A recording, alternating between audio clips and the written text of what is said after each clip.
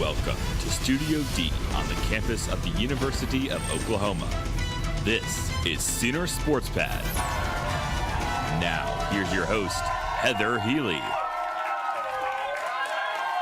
Heather Healy, and welcome to Sooner Sports Pad. I'm alongside with Mason Prince and Matt McCullock. Good to have you back here. And we also have our live in-studio audience who's very athletic, energetic guys who's with us today. We have a fast-paced show and a fast-paced audience. The OU track and field team with us here today. We also have OU gymnast Michael Reid. We also have Danny Berardini with us. They're going to talk to us about the championship that they just won this past weekend. Coming up later, we'll take a look at the Big 12 newcomer of the year, Tayshawn Thomas, and his impact on this team. And in face-off, Mason and I will debate who should be your starting quarterback for the Sooners this fall. Which brings us to the start of the show. It's a high note. It's called Launchpad. It's this week's biggest news in OU athletics, and this is pretty huge. The OU men's gymnastics team competed in the national championships on Friday, and it was time for 9, the theme of the night. They definitely did not disappoint, winning with a 447.050. Men's gymnastics now has the most championships of any athletic program in OU's history. Pretty huge, right? Topping out their 26-0 season, Michael Squires having a record-setting night himself with a career best score on the rings with a 16.450, tying for the NCAA record for the event. And Mr. Michael Reid over here having a team high on the pommel horse with a 15.2, while Danny Berardini having a solid 15 on the high bars. We have more Natty Talk with them coming up. But right now, big things happened on the mound this past weekend as softball swept the Texas Longhorns. They did. And then some. Mason, what made them so successful? Well, they not only swept, that's 12 wins in a row now for the women's softball team, following their sweep of the Texas Longhorns in Austin over the weekend. OU got the win in the first of a doubleheader on Friday, thanks to Lauren Chamberlain and Shelby Penley going 7 for 10 with 4 RBIs to open the series 8-0. Then Friday night, Shelby Penley pitched a 1-run performance as well as throwing 8 strikeouts to take the second game 3-1. Then on Saturday, finally, it was Paige Parker as she pitched a complete game shutout, striking out 7 and only allowing 2 hits. The Sooners take on North Texas in Denton on Tuesday. Well, Sooner fans, I have some more good news for you. The baseball team claimed the series over the Texas Longhorns over the weekend, taking 2 of 3 games.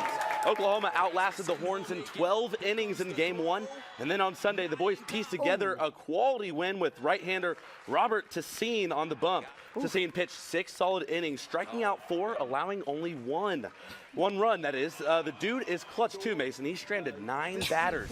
Sorry about you. There's some cheese out there. Taysom improved to 6-1 with a 3-2 win. And the Sooners return back to home on Tuesday whenever they face DBU. DBU. All right, thank you so much. Well, there are more than enough Sooner action to choose from. Guys, who are your MVPs this week? My MVP, without a doubt, is Michael Squires, who won back-to-back national titles on those steel rings. He's only the 3rd gymnast in NCAA history to win 3 straight on the rings and is the highest score on the rings in NCAA history. He joins Paul O'Neill and Jim Hartung as the only gymnast to win the event 3 years in a row. Oh, and by the way, Hartung won a gold medal in the '84 Olympics, so he's with some pretty good company right there. Well, for me, who would have thought that Daniel Brooks would have been the knight in shining red armor on Saturday with the backfield ring with so much talent. Brooks rushed for 154 yards on 21 carries. He even had 40 yards receiving. This guy shows some great speed and durability. Could he find his way into the backfield in the fall? I'm just saying. He could. You got to put him on your radar, right? He could. Boop. No, nobody liked the boop. No, sorry, guys. They don't like it. Sorry. It's okay. All right, well, the men's gymnastics team taking home that 9th national championship. Big team effort and some standouts as well. Guys, how did they do?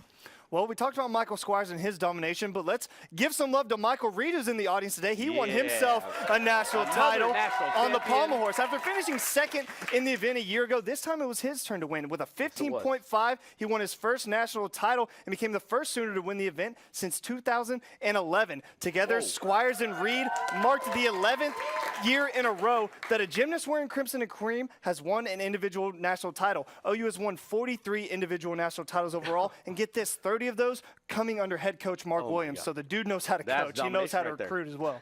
Well, while everyone's attention was focused on the Masters, Mason and I were focusing on the women's golf team who finished out their season strong at the Ping ASU Invitational. That's right. The ladies finished the tournament 10th in the field that featured 12 teams ranked in the top 25. Ana Ruiz shot a Sooner best 215 during the 3-day tournament. She finished 10th place out of 87 golfers. Not bad. Now that the regular season is in the books, the team will compete in the Big 12 championships beginning on April 24th. Well, the women's tennis team unfortunately dropped their last home match of the season to the Kansas Jayhawks. In doubles play, however, the Sooners took 2 out of 3 contests to go up early, but then dropped 4 out of 6 singles matches to lose a close one 4-3. It was a tough loss on senior day, but the team got a chance to honor Albie Melrose. Melrose won a Big 12 championship back in 2012 with her partner Mia Lancaster in doubles. Off the court, Melrose was a 2-time academic All-Big 12 champion for the past 2 years. She's pretty good. She's a big part of this team's success, and they're going to miss her. Let me see if I can help the mend some wounds here. After beating number 2 Baylor on Friday, the men's tennis team then fell, though, to Texas Tech. But they beat number 2 on Friday. But then they fell to Texas Tech in Lubbock. Weird things happen in Lubbock. Yeah, you know that. They do. This was Oklahoma's second defeat of the season. Dane Webb fell short in the singles in straight sets. But Axel Alvarez gave the Sooners their only lead of the day, taking down Texas Tech's highest-ranked player. Alvarez is 19-0 on the season, but the Sooners will get a shot at redemption on Sunday against OSU. All right, guys, well, thank you so much. Well, coming up next in Face-Off, we'll debate which quarterback will take that first snap next season. And plus, we'll talk with gymnast Danny Berardini and Michael Reid about that national championship. You don't want to go anywhere. Stick around.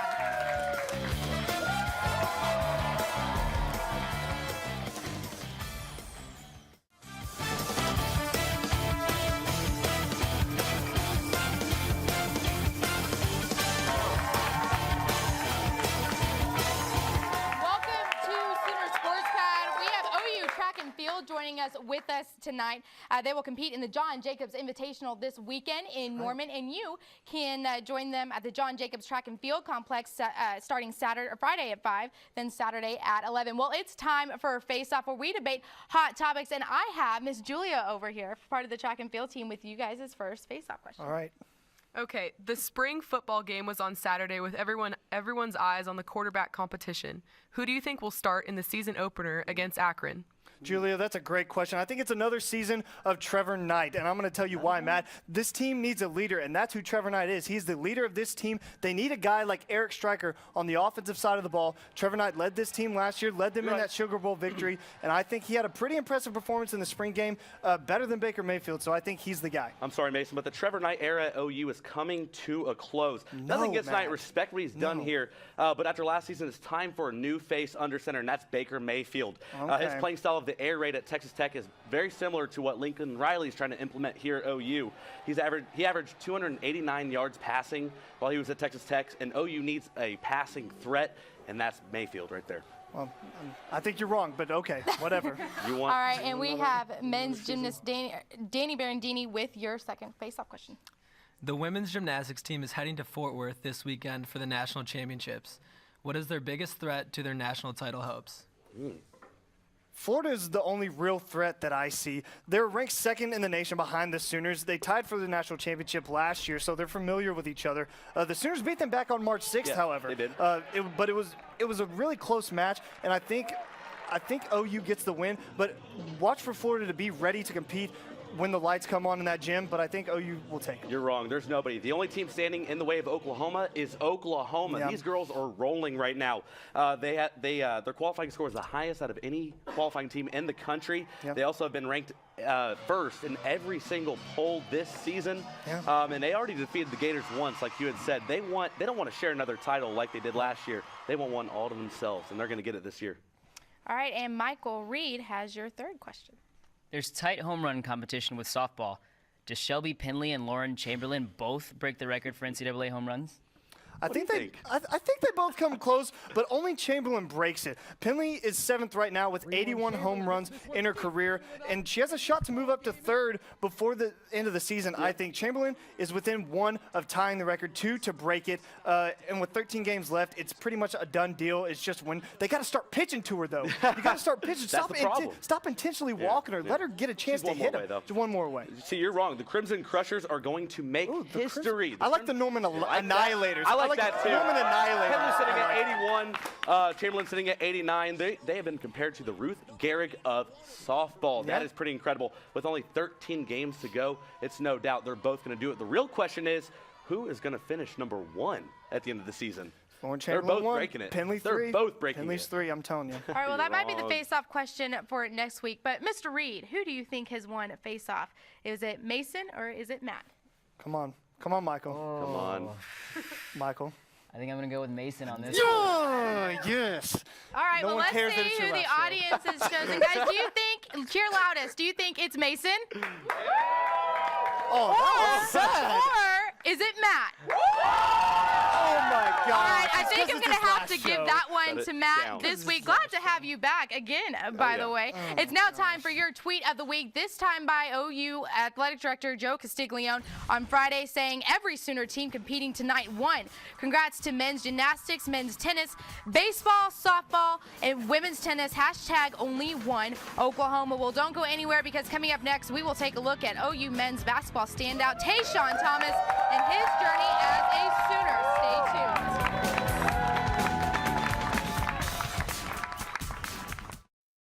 Thanks to our cornerstone television partners, Chesapeake Energy, Riverwind Resort, Anheuser-Busch, OU Outreach, OU Alumni Association, OU Medicine, and the OU President's Associates. Welcome back to Sooner Sports Pad. Well, the men's basketball team had a historic year competing in the Sweet 16 since the Blake Griffin era in 2009 with help from success from Big 12 newcomer Tayshawn Thomas. Matt McCullock reports on how this forward made an immediate impact on the Sooners this season.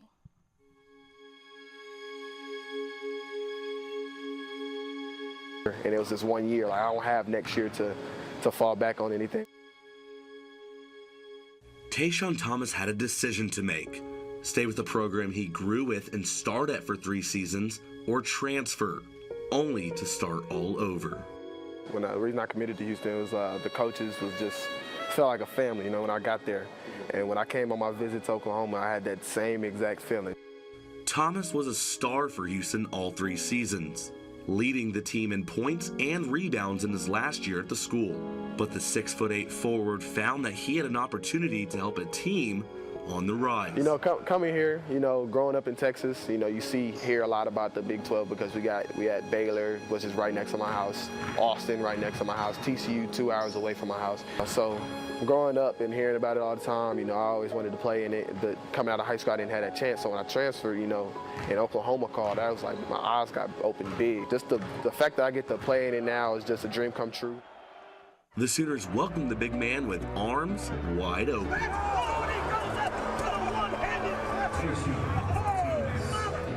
Coach Kruger was open arms to me, everybody, and then Ryan, he was my host, so he came open arms to me too. So it was just like, I had that same feeling I had from my freshman year coming into college. So I knew that it was going to be a good place for me to come.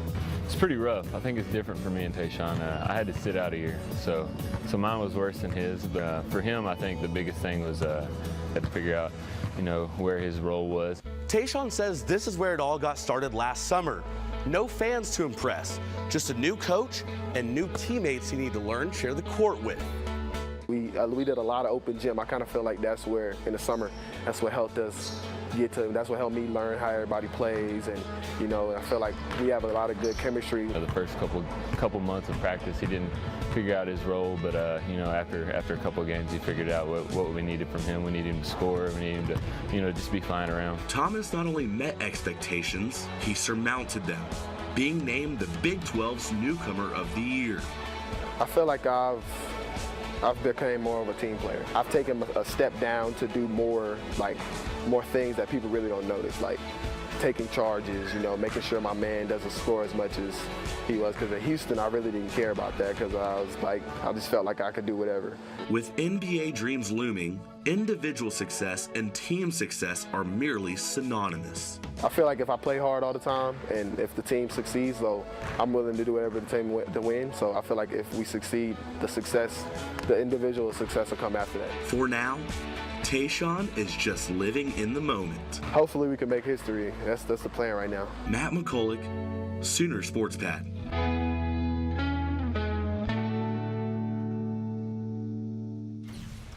All right, Matt, thank you so much. Well, the men's gymnastics team won their 9th championship this past weekend, and Matt joined by Berardini and Michael Reid, guys. Guys, thanks a whole lot for joining us. Thank you First for having question us. for both you guys: how does it feel to be a national champion? Well, to me, it feels incredible. Yeah, it's amazing. We've been waiting for this moment for 4 years. And senior year especially, we finally got it. And it took me a few days for it finally to settle in. It actually hit me yesterday. But, I mean, after the competition Friday, just a lot of joy, happiness.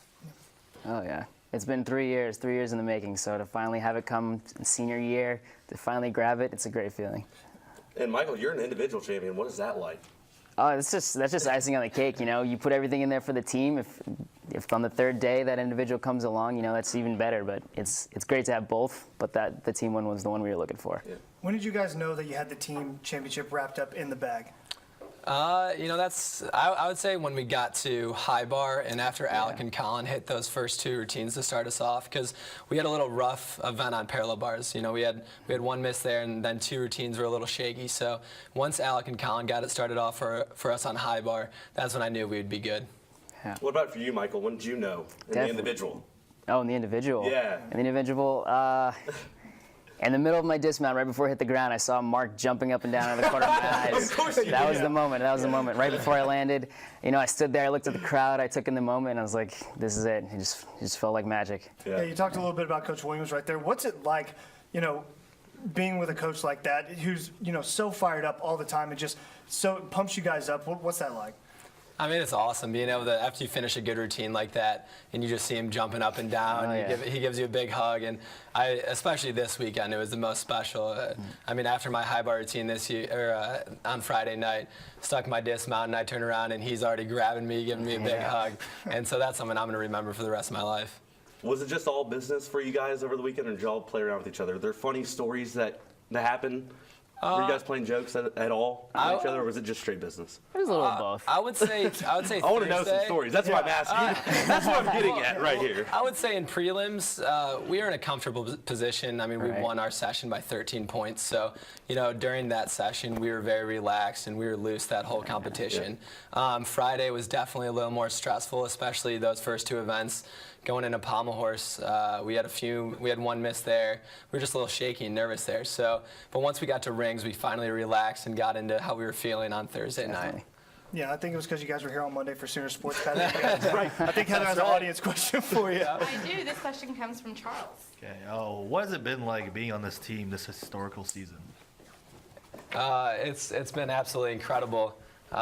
We broke the NCAA scoring record 2 times, and you know, we capped it off our senior year with a national championship, the first one since 2008. So it's been pretty special. All right, guys. Well, thank you so much. Well, don't go anywhere, because coming up next in the Sooner Sports Pad Challenge, we are playing the Mystery Egg Challenge. You don't want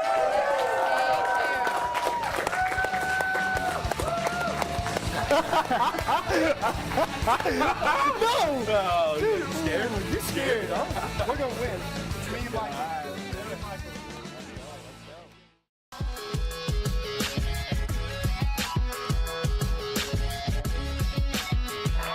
Welcome back to Sooner Sports Pad. Well, coming up on Sooner Sports this week, the OU baseball team welcomes Dallas Baptist tomorrow night at 6. Then softball takes on those wacky Baylor Bears Friday night at 6:30. Then rounding out your weekend is men's tennis competing for Bedlam on Sunday at 9, all right here on Sooner Sports TV. It's now time for this week's Sooner Sports Pad Challenge, and we are playing the Mystery Egg Challenge. Mason, how does this work, my friend? Okay, so what we have a dozen eggs right here. There are 4 raw and 8 hard-boiled. So what they're gonna do, me and Matt's on the team with Danny, I'm on the team with Michael.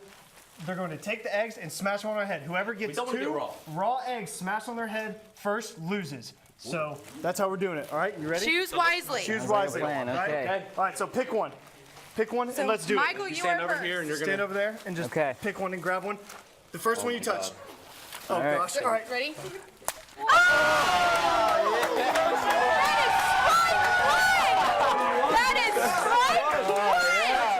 It's okay. It's all right. It's all right. We got one out of the way first. Rough start. Mr. Berardini, Oh, my God. choose wisely. Oh, man. Here we go. It's home. Get close. All right. Let's go. I'm ready.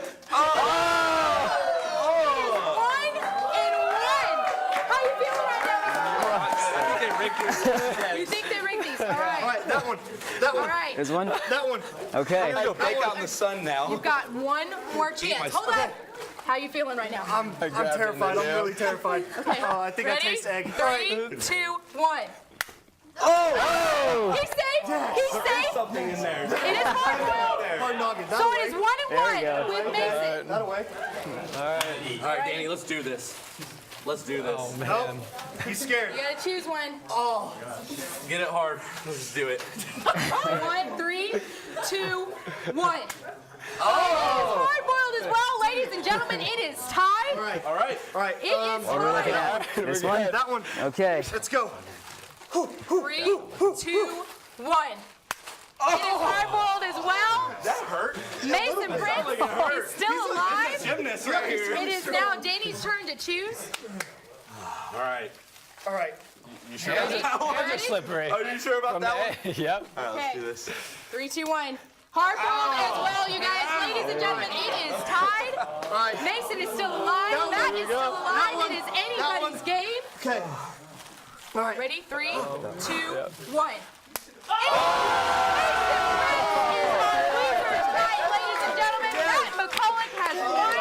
Matt, how does it feel to win? Feels wonderful. Feels and I got to wonderful. see him get split. All right.